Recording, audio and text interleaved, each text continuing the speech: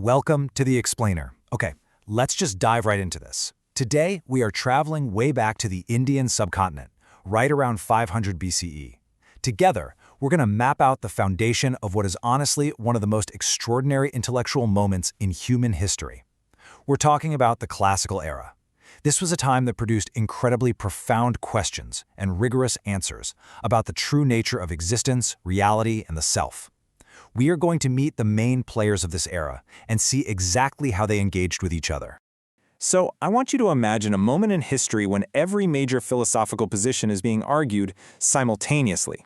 We aren't talking about isolated thinkers just gazing at their navels in separate forests. Not at all. We're talking about entire schools of thought that actively read each other, wrote absolutely devastating refutations of their rivals, and literally spent years crafting single counterarguments. This wasn't just a collection of parallel beliefs. It was a massive, highly structured, and incredibly fierce intellectual debate. To make sense of this massive intellectual landscape, here is our roadmap for today. We'll hit the historical context, introduce the establishment, meet their heterodox rivals, and finally, witness the clash. All right, let's kick things off with Section 1, the context, the Axial Age. Look at the timeline around 600 BC. India is changing so incredibly fast. You've got new cities popping up, expansive trade networks lighting up across the map, and this rising merchant class. And importantly, this new merchant class doesn't owe its status to the traditional Vedic priestly hierarchy. So, because of all this social upheaval and the breakdown of purely ritual religion, people start asking some really foundational questions, like who gets to claim authority and on what grounds? The German philosopher Karl Jaspers called this 500 BCE window the Axial Age. It was this crazy time when thinkers in India, China, Greece, and Persia almost simultaneously started questioning existence, ethics, and meaning. And in India, this specific conversation produced 9 major schools of thought. That brings us to Section 2, the establishment and the 6 orthodox schools. The umbrella term for these 6 orthodox schools is Astika. Astika literally translates to those who affirm. But what exactly are they affirming? Well, the absolutely crucial point here is that these 6 schools share exactly one single commitment. They all accept that the Vedas are authoritative and valid texts. But here's the catch. Beyond that one foundational agreement, they agree on almost nothing else. I absolutely love this analogy from our source material because it brilliantly captures the dynamic between them. Think of the 6 orthodox schools not as 6 different religions, but as 6 departments of a university that share a campus, the Vedas, but argue furiously about methodology. It is spot on. They all walk the exact same campus, they acknowledge the same foundational ground, but the way they actually interpret reality is wildly different. So let's take a quick stroll across this campus and meet the departments. First up, we have Nyaya, the logic department. For them, logic isn't just a tool for winning debates, it's the actual, literal path to liberation. Next is Vaisheshika, the physics department. These guys are the atomists, claiming reality consists of eternal, indivisible atoms. Yeah, this is India's early atomic theory. Then we have Samkhya, the metaphysics department. They are strict dualists.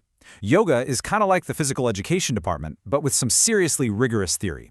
It takes Samkhya's metaphysics and puts it into systematic practice through postures and meditation. Mimamsa is the law school. They're the ritualists who believe the Veda is eternal, unauthored, and legally binding. And finally, Vedanta, the philosophy department. Their whole key focus is that the self is Brahman, and liberation comes through realizing what you already are. This, by the way, is the school that eventually comes to dominate the entire university. Let's zoom in on just one of these so you can see the sheer depth of their thought. Let's look at Samkhya's metaphysical framework. They argue that reality is strictly, exactly 2 things. First, there's Purusha, pure consciousness. Think of it as the witness. It never acts. Second, there's Prakriti, primal matter. This is absolutely everything that moves, changes, and exists in the physical world. According to Samkhya, you suffer because pure consciousness gets completely entangled in matter. So liberation is simply disentanglement. If you've ever felt totally tangled up in worldly stress, you can see exactly why Samkhya was trying to solve a very real human problem. It's just an incredibly profound way of viewing the universe. Now for Section 3. The Rebels, the 3 Nastika schools ready to tear down the status quo. These 3 schools are called Nastika. They are the heterodox schools. What unites them is that they look at the Vedas and go, nope, these texts are not authoritative. We are starting completely fresh. Now, a really quick note here. Nastika is sometimes thought of as meaning atheist, but that's not quite right. What it specifically means in this context is a total rejection of Vedic authority.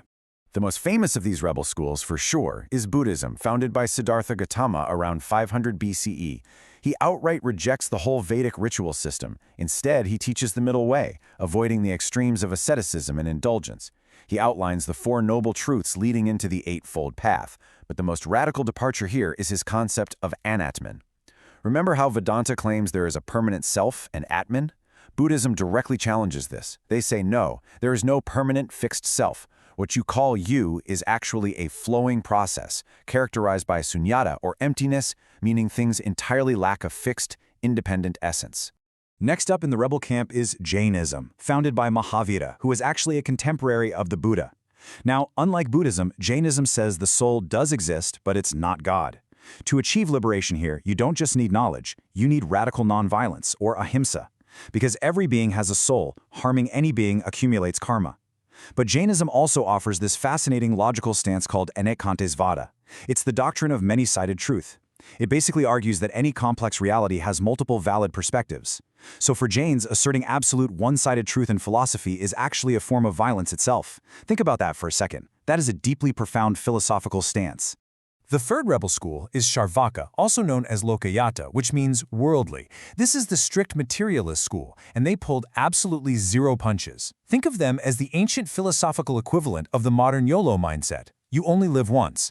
They claim there's no soul, no karma, no afterlife, and certainly no Brahman. Only the material world exists, and it is only accessible through your five senses. They argued that pleasure is real, liberation is a complete fantasy, so you should just live well right now. And while Charvaka was a minority view, its strong presence proves that ancient Indian philosophy took strict materialism incredibly seriously. Finally, Section 4, the clash, the three core fault lines where these brilliant thinkers collided. Fault line 1. Is the Veda authoritative? This is the primary dividing line of the entire era. The Astika schools firmly say yes, the Nastika schools firmly say no. But this isn't just a simple disagreement where they agree to disagree. If you say no, on what exact logical grounds do you reject it? And what do you use to ground your own claims instead? Everyone had to rigorously defend their stance against vicious counterattacks. Fault line 2 is all about existence. Does the self exist? Well, we have four schools offering four completely different answers.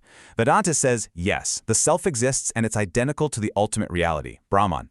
Buddhism says no, the self isn't a fixed thing, it's a flowing process. Charvaka, the materialists, say there's absolutely no soul at all. And Jainism says yes, a soul exists in every living being, but it is not divine. They are all looking at the exact same human experience and arriving at brilliantly distinct, heavily argued conclusions. And that brings us to fault line 3, what is liberation and who actually achieves it? Mimamsa argues you achieve freedom through precise ritual. Vedanta says you get there through pure knowledge. Yoga says it requires disciplined practice. Jainism demands radical nonviolence. And if you're a Buddhist who believes there is no permanent self, well, then who exactly is it that gets liberated? These are massive, complex questions. Buddhists wrote entire treatises refuting Nyaya logic. Mimamsa philosophers spent lifetimes writing refutations of Buddhism. Everyone critiqued the Charvakas, and the Jains pretty much critiqued everybody. So, what should you really take away from all this?